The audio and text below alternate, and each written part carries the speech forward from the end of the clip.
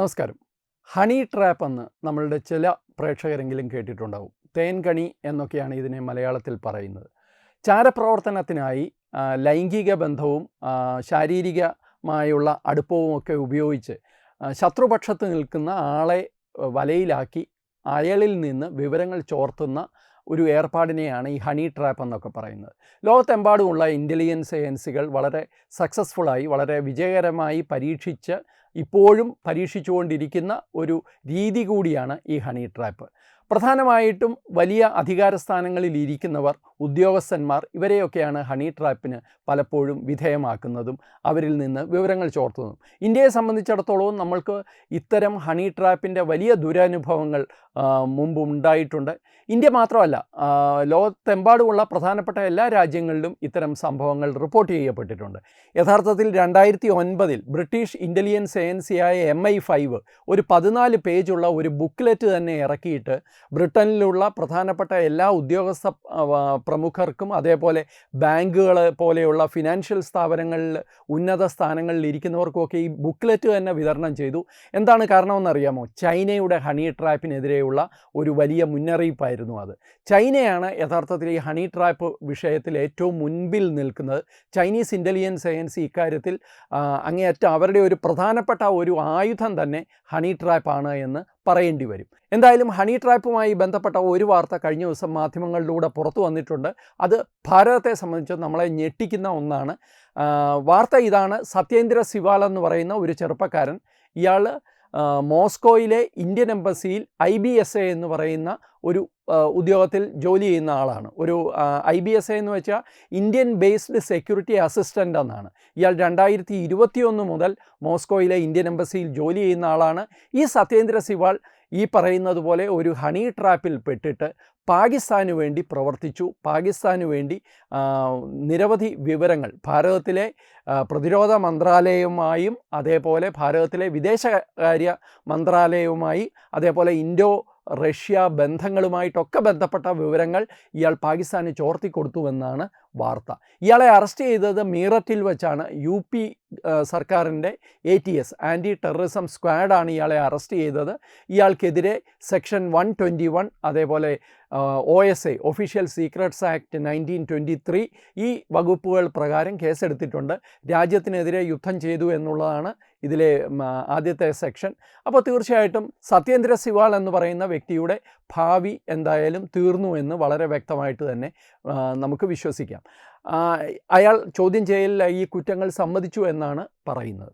എന്തായാലും ഈ കേസ് മുമ്പോട്ട് വരുമ്പോൾ, ഈ കേസ് ഇങ്ങനെ പുറത്തു വരുമ്പോൾ ശ്രദ്ധിക്കേണ്ട 2-3 കാര്യങ്ങളുണ്ട്. ഒന്ന്, പ്രധാനമായിട്ടും നേരത്തെ പറഞ്ഞ പോലെ ഈ ഹണി ട്രാപ്പാണ്.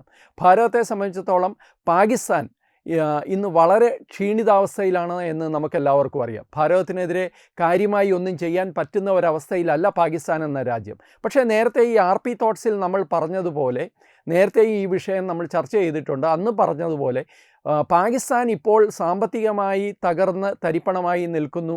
രാഷ്ട്രീയമായി പാകിസ്ഥാൻ വളരെ മോശമായ ഒരവസ്ഥയിലാണ്. ഇതുകൊണ്ടൊക്കെ ISIയുടെ പ്രവർത്തനങ്ങളും ISIയുടെ ഇന്ത്യ വിരുദ്ധ പ്രവർത്തനങ്ങൾക്കും ക്ഷീണം സംഭവിച്ചുവെന്ന് ആരെങ്കിലും കരുതുന്നുണ്ടെങ്കിൽ അത് തെറ്റാണ്. ISIക്ക് ഇപ്പോഴും ആവശ്യത്തിന് ഫണ്ടുണ്ട്. ആ ഫണ്ട് ISIക്ക് ലഭിക്കുന്നത് പാകിസ്ഥാനിൽ നിന്നല്ല, പാകിസ്ഥാനിന് പുറത്തുള്ള ഇന്ത്യ വിരുദ്ധ ശക്തികളിൽ നിന്ന് ISI ഇപ്പോഴും ഫണ്ട് സമാഹരിക്കുന്നുണ്ട്. ആ ഫണ്ട് ഇന്ത്യയിലെ തീവ്രവാദ പ്രവർത്തനങ്ങൾക്കും ഇത്തരം കാര്യങ്ങൾക്കും ISI ഇന്നും ഉപയോഗിക്കുന്നുണ്ട്. അത് ഒരിക്കൽ കൂടി ഉറപ്പിക്കുന്ന ഒരു സംഗതിയാണ് ഇപ്പോൾ വന്നിരിക്കുന്ന ഈ വാർത്ത. ഈ സത്യേന്ദ്ര സിവാൽ എന്ന് പറയുന്ന വ്യക്തി യഥാർത്ഥത്തിൽ മോസ്കോയിൽ വെച്ച് ഒരു പെൺകുട്ടിയുമായി ബന്ധത്തിലാകുകയും ആ പെൺകുട്ടി യഥാർത്ഥത്തിൽ ISIക്ക് വേണ്ടി ജോലി ചെയ്യുന്ന ആളും ആകുകയും ചെയ്തപ്പോഴാണ് ഈ കാര്യങ്ങളെല്ലാം പിന്നീട് ആ രീതിയിൽ പോയതും. കഴിഞ്ഞ 2-3 വർഷങ്ങളായി ഇയാൾ ഇന്ത്യ വിരുദ്ധ പ്രവർത്തനങ്ങൾ, ഇന്ത്യയുടെ രഹസ്യങ്ങൾ പാകിസ്ഥാൻ കോൺഫിഡൻഷ്യൽ റിപ്പോർട്ട്സും മറ്റും പാകിസ്ഥാന് ചോർത്തി കൊടുക്കുന്ന പ്രവർത്തനങ്ങളിൽ ഏർപ്പെട്ടതും. അപ്പോൾ തീർച്ചയായിട്ടും ISIയുടെ പ്രവർത്തനങ്ങളിൽ നമ്മൾ ഒരു കാരണവശാലും അത് വളരെ ഉദാസീന മനോഭാവത്തോടുകൂടി കാണരുത് എന്നുള്ള ഒരു ഓർമ്മപ്പെടുത്തൽ കൂടിയാണ് സത്യേന്ദ്ര സിവാലിൻ്റെ അറസ്റ്റ്. രണ്ടാമത്തെ കാര്യം, അധികം ആരും റിപ്പോർട്ട് ചെയ്തിട്ടില്ല എങ്കിൽ കൂടി ലഭിക്കുന്ന വിവരങ്ങളനുസരിച്ച് ഈ സത്യേന്ദ്ര സിവാൽ തന്നെ ഭാരതത്തിൻ്റെ ഇൻ്റലിജൻസ് സംവിധാനവുമായി ബന്ധപ്പെട്ട ചില പ്രവർത്തനങ്ങളും ചില ജോലികളും ഒക്കെ ചെയ്തിരുന്നു എന്നാണ് റിപ്പോർട്ടുകൾ സൂചിപ്പിക്കുന്നത്. അങ്ങനെയാണെങ്കിൽ സത്യേന്ദ്ര സിവാൽ നമ്മളുടെ രാജ്യത്തിൻ്റെ സുരക്ഷാ സംവിധാനത്തിൽ ഉണ്ടാക്കിയ ദോഷം, അപകടം വളരെ വലുതാണ് എന്ന് പറയേണ്ടി വരും. ആ അപകടത്തിൻ്റെ കണക്കെടുപ്പ് ഇനിയും കുറച്ച് ദിവസങ്ങൾ കൂടി കഴിഞ്ഞാൽ മാത്രമേ നമുക്കൊരു പൂർണ്ണ ചിത്രം ലഭിക്കുകയുള്ളൂ. പക്ഷേ ഇതുപോലെ ഒരു ബാക്ക്ഗ്രൗണ്ടുള്ള ഒരു വ്യക്തി ഇത്തരം കാര്യങ്ങൾ ചെയ്തിട്ടുണ്ടെങ്കിൽ തീർച്ചയായിട്ടും വലിയ അപകടമാണ് അത് രാജ്യത്തിൻ്റെ സുരക്ഷാ സംവിധാനത്തിന് ഉണ്ടാകുക. അത് രാജ്യത്തെ സുരക്ഷ മാത്രമല്ല ബാധിക്കുന്നത്, രാജ്യത്തെ പ്രമുഖരുടെ വ്യക്തിപരമായ സുരക്ഷയും അത് ബാധിക്കാൻ തീർച്ചയായിട്ടും സാധ്യതയുണ്ട്. മൂന്നാമത്തെ പ്രധാനപ്പെട്ട കാര്യം, ഇത് യു പി സർക്കാരിൻ്റെ ഒരു സംസ്ഥാന സർക്കാരിൻ്റെ ATS ആണ് ഈ അറസ്റ്റ് നടത്തിയിട്ടുള്ളത് എന്നുള്ളതാണ്. കേന്ദ്ര ഏജൻസികളോ കേന്ദ്ര പോലീസോ അല്ലെങ്കിൽ പട്ടാളമോ ഒന്നുമല്ല ഇയാളെ അറസ്റ്റ് ചെയ്തിട്ടുള്ളത്. യു പി സർക്കാരിൻ്റെ, യോഗി സർക്കാരിൻ്റെ ATS ആണ് ഇയാളെ അറസ്റ്റ് ചെയ്തിട്ടുള്ളത്.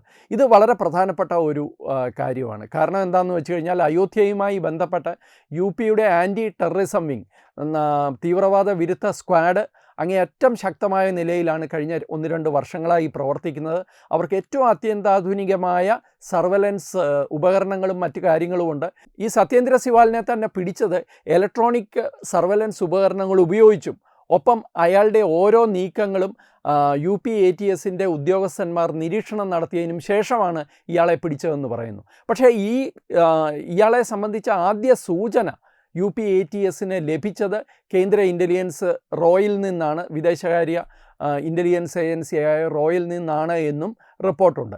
അപ്പോൾ തീർച്ചയായിട്ടും UP ATSനെ സംബന്ധിച്ചിടത്തോളം ഇത് വളരെ അഭിമാനകരമായ ഒരു നിമിഷമാണ്. ഒരു വിദേശത്ത്, അതും മോസ്കോയിലൊക്കെ പ്രവർത്തിക്കുന്ന ഒരാളെ UPയിൽ വെച്ച് തന്നെ അറസ്റ്റ് ചെയ്യാൻ സാധിച്ചു എന്ന് പറയുന്നത് അവരെ സംബന്ധിച്ചത് വലിയൊരു വിജയത്തിൻ്റെ നിമിഷം തന്നെയാണ്. അതൊക്കെ വെച്ച് ആലോചിക്കുമ്പോഴാണ് നമ്മുടെ കേരള പോലീസിനെ സംബന്ധിച്ച് നമുക്ക് വലിയ ബുദ്ധിമുട്ടുണ്ടാകുന്നത് ആലോചിക്കുമ്പോൾ. കാരണം കേരളത്തിൽ പലപ്പോഴും ദേശവിരുദ്ധ പ്രവർത്തനങ്ങളുടെ താവളമാണ് കേരളം. ശ്രീലങ്കയിൽ സ്ഫോടനം നടത്തിയവരും ISലേക്ക് കുടിയേറിയവരും ഒക്കെ കേരളത്തിൽ വരികയും പോവുകയും ഇവിടെ താമസിക്കുകയും ഒക്കെ ചെയ്തിട്ടുണ്ട്. പക്ഷേ കേരള പോലീസിനെ സംബന്ധിച്ചിടത്തോളം കാര്യമായ ഇത്തരം പ്രവർത്തനങ്ങളിൽ അവർ ഏർപ്പെടുന്നുണ്ടോ എന്നുള്ളത്, അവർക്ക് അതിനു വേണ്ട പൊളിറ്റിക്കൽ ക്ലിയറൻസ് ഉണ്ടോ എന്ന്, അവർക്ക് രാഷ്ട്രീയ നേതൃത്വത്തിൽ നിന്ന് അതിനു വേണ്ട നിർദ്ദേശമുണ്ടോ എന്നുള്ളത് സംശയിക്കേണ്ട ഒരു കാര്യമാണ്. അതുകൂടി ഇവിടെ എടുത്തു പറയണമെന്ന് തോന്നുന്നു. നേരത്തെ പറഞ്ഞതുപോലെ ചൈനയാണ് ഈ ഹണി ട്രാപ്പ് കാര്യങ്ങളിൽ ഏറ്റവും കൂടുതൽ പരീക്ഷണം നടത്തിയിട്ടുള്ള രാജ്യം. ചൈനയുടെ ഏറ്റവും അടുത്ത സുഹൃത്താണ് പാകിസ്ഥാൻ. അതുകൊണ്ട് പാകിസ്ഥാൻ തീർച്ചയായിട്ടും ഇതൊരു വലിയ ആയുധമാക്കി ഇന്ത്യക്കെതിരെ പ്രയോഗിക്കുമെന്നുള്ള കാര്യത്തിൽ യാതൊരു സംശയവുമില്ല. ഏറ്റവും കൂടുതൽ ശ്രദ്ധയോടെ മുന്നോട്ട് പോകേണ്ടത് നമ്മൾ തന്നെയാണ്. നമസ്കാരം.